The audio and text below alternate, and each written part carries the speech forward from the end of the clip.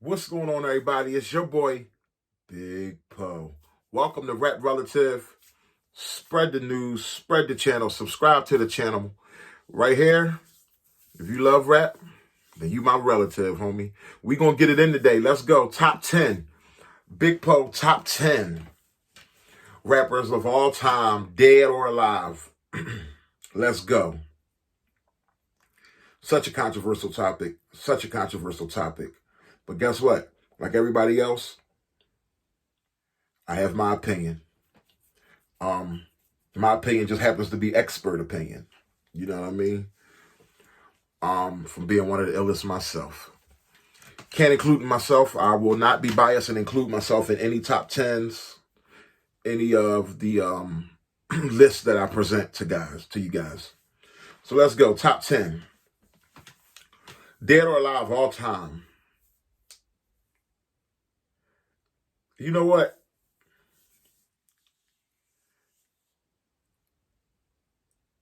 This is crazy. This is crazy. No. This is crazy. This is crazy. This is hard. Okay? Because one thing that I don't like to do is put anybody over top of someone who influenced them. Though, as unbelievable as Nas is, I wouldn't put him over top of Rakim. So what we're going to do, I'm going to make this top 10 of the 90s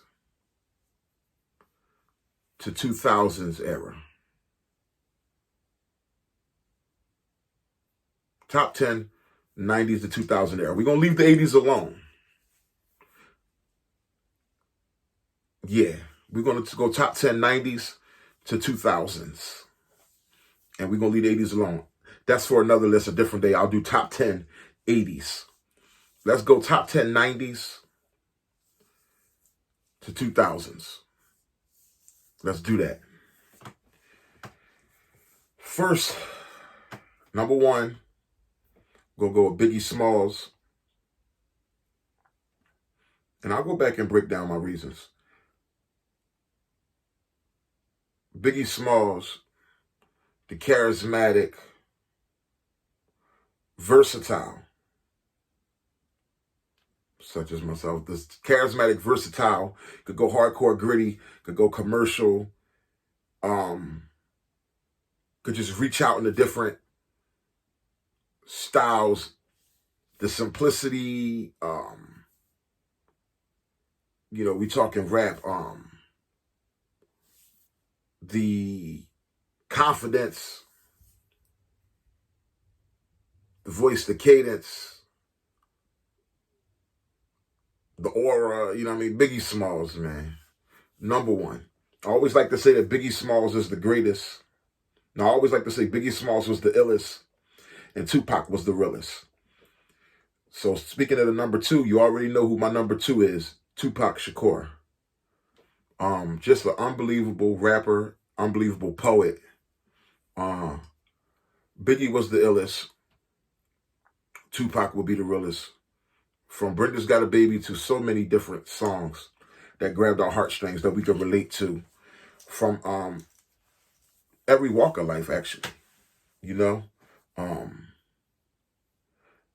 I think people related to Biggie Smalls from every walk of life with his party songs. Because Biggie had that comedy to him and that his stuff could go commercial and his party, songs would touch every walk of life, like hypnotizing. And Biggie, can't you see? Somehow your words just hypnotizing me. His party songs would grab the attention of any walk of life. But Tupac, his regular songs will grab the attention of anybody from any walk of life, such as Brenda's Got a Baby, Dear Mama. Of course, the hood was behind Pac, but Pac's lyrics carried to all different genres of life. I would even go to say different ages and stages of life also. Incredible. Incredible. It's funny, I remember seeing Tupac, man. First real concert I had been to. My mom took me to a concert back in the day. Such a great mom. She knew that I love rap, man. For her to put me in an environment that she knew would continue to ignite my flame to the Spectrum back in the day, concert in the Spectrum, Digital Underground. I was a big Humpty Hump fan, and everybody, and remember back then, Pac was just carrying crates and just working for Digital Underground as like a backup hype man or whatever, but he had this one part that everybody knew him for. Why I clown around when I come around with the underground. You know that I Get Around song, and he did that part and the crowd went crazy. You get to see the young hunger in him, you know what I mean? Him and Money B. And Pac rocked it that night when he had his part. But between stage shows, you see him moving crates and stuff. I was like, yo, man, my man up there grinding, you know what I'm saying, working his way up. But Tupac Shakur, definitely, man. All the way to his more violent raps. Come on, we all know. You know what I mean, where it went. All Eyes on Me. I tell people, I don't know what people are missing. They talk about Tupac had Machiavelli and he had the All Eyes on Me album and the Machiavelli album. I'm like, Tupac has so many soundtracks and mixtapes, but has anybody forgot the Unbelievable album that really got my attention? Now, Tupac Shakur, in his beginning of his career, he wasn't the best. Brenda's Got a Baby was an unbelievable song that really put him on the map. But I remember buying one of his tapes. I bought a bootleg back in the day from a Chinese store, the cassette tape, way back. And it wasn't that consistent, you know, but I still just respected him enough to buy his tape. But as time went on, the album that really grabbed me was the Me Against the World album, man. That's the one that grabbed me. Back in elementary, thrived on misery. Left me alone, I grew up amongst a dying breed. That song, that album, man, consistent, unbelievable. From there on, I said, okay, Pac is the real deal. He's a real rapper. Because back then, you had to be a lyricist. And when he had Brenda's Had a Baby, that album just wasn't holding up weight to some of the rappers that was out back then. But that solo song was amazing. Everything was stopped. When that song came on jukebox on the video, you would stop for Brenda's Got a Baby. But later on, he regained my attention when he dropped the full consistent album, that Me Against the World album. Amazing. And then he just went on to just keep dropping amazing songs after that. Number 3 on my list, Nas. Esco. Number 3, Nas. Nas from Queens. You know what I'm saying? Nas, man. Do I even have to explain why? The narrator himself, you know what I'm saying? The great storyteller himself. The LMC, you know what I'm saying? Nas, man. Nas. Just got one of those styles that's unique. It's original. And you notice everybody I'm saying that's on this top 10 list, they're all original artists.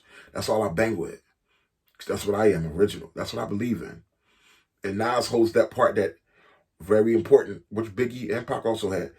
But Biggie really had it. That's for a different segment, but storytelling ability. Nas, unbelievable storyteller, narrator. Nas can just paint pictures, and Nas just stays in his own lane and just does it, man. His most recent album, King's Disease, amazing. You know what I mean? Nas. Number 3 would be Nas, man. And we all know, you know, and I was riding with Nas since way back in the day, and people kept on picking on Nas, and I told them, I said, listen, I know Jay-Z is incredible, but leave Nas alone. And then Ether happened, you know what I mean, which is a whole nother topic, but not because of Ether. I was riding with Nas before that. Does Nas have the best album catalog? Not the most consistent album catalog, because I think on albums like Nostradamus, every once in a while he'll have an album that doesn't do too good. Like the one with the Kanye West produced one, I don't like that one too much. He had like 3 or 4 songs on there. That was stupid of him to let Kanye only tell him to do 7 songs. And the album with Nostradamus had some songs on it, but overall Nas was always trying to put his homies on, and I could relate to that. He was just trying to put his homies who was closest to him on, you know, so they would be on a lot of the songs, and I think that had to do with the consistency of the album. They weren't as great as Nas was, you know what I'm saying? So that had to do with some of the ups and downs on that album, you know what I mean? And but you know, still Nas, unbelievable MC. He's a true MC. So Nas will be my number 3. Number 4, H to the Izzo, V to the Izzy. Mr. Sean Carter himself, Jay-Z. Number 4. Listen, Jay-Z can't be denied. You know what I mean? Jay-Z can't be denied. I'll never forget it. Out on the block, grinding, on the corner, hustling. Boy lived on the block back in the day. You know what I mean? Uh, he would have music playing loud. My man Ron RZA, he had music playing loud on his porch, system pumping, and I'm out there grinding, and I'm listening. I'm like, who's this dude? He's like, yo, I'm listening. I'm like, dude, all right. He's like, yo, you ever hear the boy Jay-Z? Because at this time, remember, I was rocking that Nas. It Was Written had just came out. The joint with Nas is coming. It Was Written, classic, unbelievable album. Unbelievable album. Nas got a hell of a catalog. And I won't even get into that. Let's go with Jay-Z. But Nas had an unbelievable catalog. It Was Written was out. Biggie was out. The Heavyweights was out. And here come this guy, Jay-Z. And I'm listening. Can't Knock the Hustle. And I'm just listening to his flows. I'm out for presidents to represent me. Get money, the Soviet, the unified steady flow. You already know. You light, I'm heavy dough, heavy roll. Machete your flow. Your paper falls slow like confetti. Mine's a steady grow. Betty no pay for. I'm like, whoa. I'm like, who is this boy? I mean, because mind you, I'm in Nas mode. I'm in Biggie mode. I'm listening. It's just rocking. I'm like, the next thing, like, yeah, this boy Jay-Z, he just came out, man. I'm telling you, this boy ill. And he was just playing this whole album. I'm like, oh, crap, this boy's ill. I'm like, boy, nice. I'm to myself like, yo, the boy is real. And I'm like, dude, nasty. Dude is nice. I remember saying that, like, yo, he's nice. And look at Jay-Z. Most unbelievable catalog. The legend's still doing it to this day. Him and Nas. Incredible. You know, so number 4 for me is Jay-Z. Number 5. I'm going to get a lot of flack for this. I don't care. My opinion. Number 5. Hi, my name is Slim Shady. Eminem. Number 5. Eminem. No way he's not on my number 5 list. Top 5 dead or alive. So Eminem. Eminem is a great storyteller, as he did on Stan. I know that the knock against Eminem is he doesn't talk about a lot of the stuff that we relate to, but guess what? Eminem brings his truth from his world, from his life, from his experiences. But rap-wise, lyric for lyric, delivery, rhyme pattern, Eminem eats people alive. Eminem is an animal. I remember back when I was a young boy, getting put down with Eminem before he even came out. He was a chubby-faced kid. And I've seen him on some tape. It was like a tape that was going around. Sway. My man Dominguez put me onto it. And I'm in the crib. He like, yo, check this boy out. And this was me rapping. You know, we're talking about cocky Big Poe. Young boy Big Poe. And I'm listening. I'm like, ooh. And he's like, starring R. I was like, ooh. I'm like, this dude is nasty. I'm like, play it again? Let me hold that joint. It was tape. And we're just freestyling. I was like, yo, he's going to be a problem. We was coming up to the singer. I said, oh, he's going to have to meet across something. Like, he's going to be a problem. He's a problem. I said, this dude is nasty. But look at the career. Then all of a sudden, years later, I remember that tape. It was, you know, he wasn't signed in there. He was working hard, just grinding, such as I. And then I remember years later, all of a sudden, seeing the house. I'm like, that look like the boy. Dre came out with him. Dre signed him that, hi, my name is, I'm like, Slim Shady. And just from there to album after album, Eminem got some stuff. No, most people don't ride around listening to Eminem in their car. But I'll tell you what, if you're a rapper and you like real rap, see, I'm talking about an MC. I'm what you call an MC. You know, I could do a lot of things, simplicity, but an MC, a true MC loves technique and everything that's involved in it. The art of rap, you know what I'm saying? Eminem's album, that one, Kamikaze is dope, but that one, Music to Be Murdered By, y'all done made Eminem mad. His most recent one, Music to Be Murdered By, Little Engine Go, Little Engine Go, Little Engine Go. Unbelievable album. And he got some hits on there you could ride around to. Eminem is number 5 on my list. Number 6. Wow. Number 6. Top 10. Number 6. From 90s to the 2000s. Number 6. Ooh, this is a hard one. You know what? Whew, this is a hard one, but respect must be given to this guy. This is really a hard one. Shoot. This is a hard one, y'all. You know what?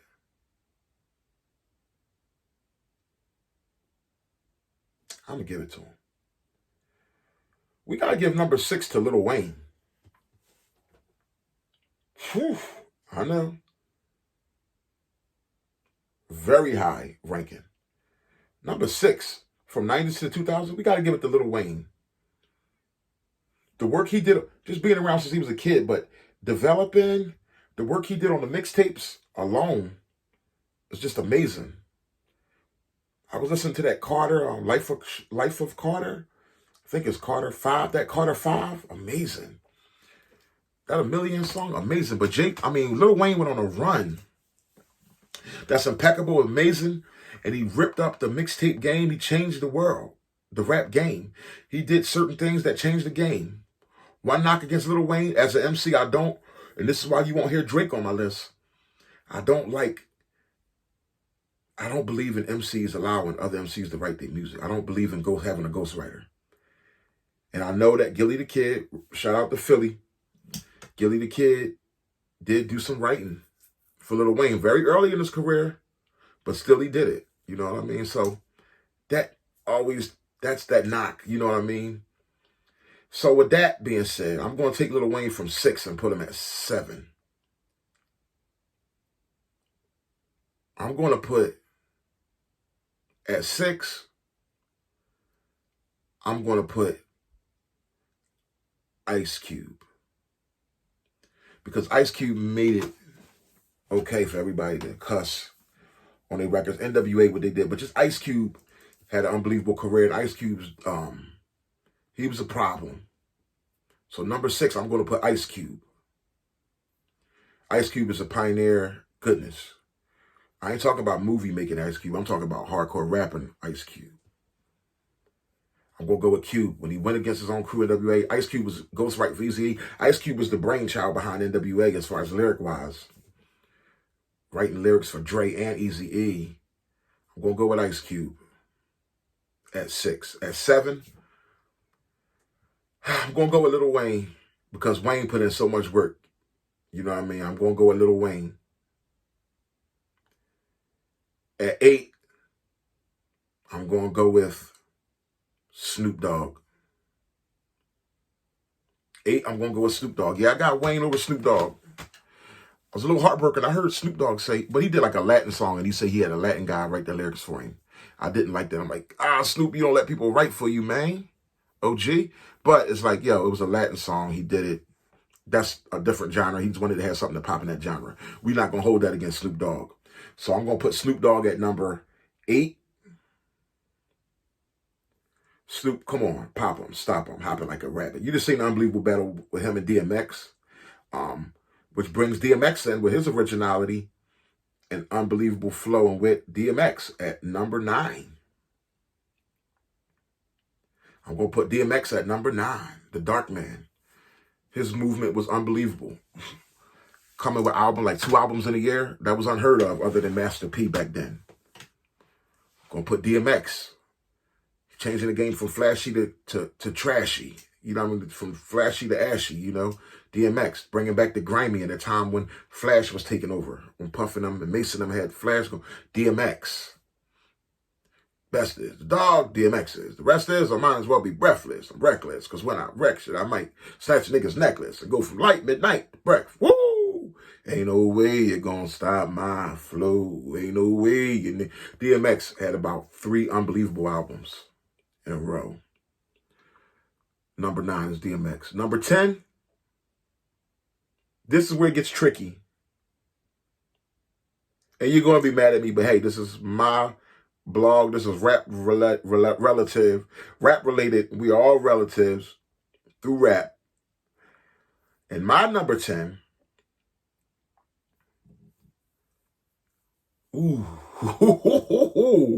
wow, this is interesting. My number 10 is going to be a 2-way tie. My number 10 is going to be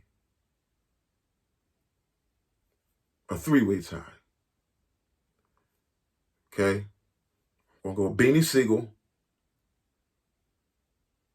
Y'all help me pick number 10 for my number 10.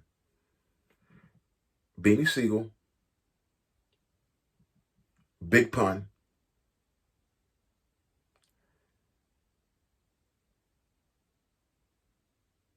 nah, I'm just gonna go with those two. Jadakiss, I want to say Jadakiss too, but when Bean is at his best, I like him a little. I like it. He's a monster. That's a whole nother story. I got personal stories about with Bean. When Bean's at his best, I like him more than Jada. I prefer him more than Jada. But it'll be out of Beanie Sigel and Big Pun. Big Pun was unbelievable. So a two-way tie at number 10. And I just don't know who to pick out of those two. Beanie Sigel, and not being Philly, not being biased being from Philadelphia, or Big Pun. I'm not being biased being a big guy, you know what I'm saying? But Beanie Sigel, Big Pun. Now, you just had my top 10. Let me know yours, man. Let me know where I went off kilter. Let me know your criticism on it. My top 10, that's my top 10 from the 90s to the 2000s. It was Biggie, Tupac, Nas, Jay-Z, Eminem, Ice Cube, Lil Wayne, Snoop Dogg, DMX, Beanie Sigel, or Big Pun. Holla at your boy.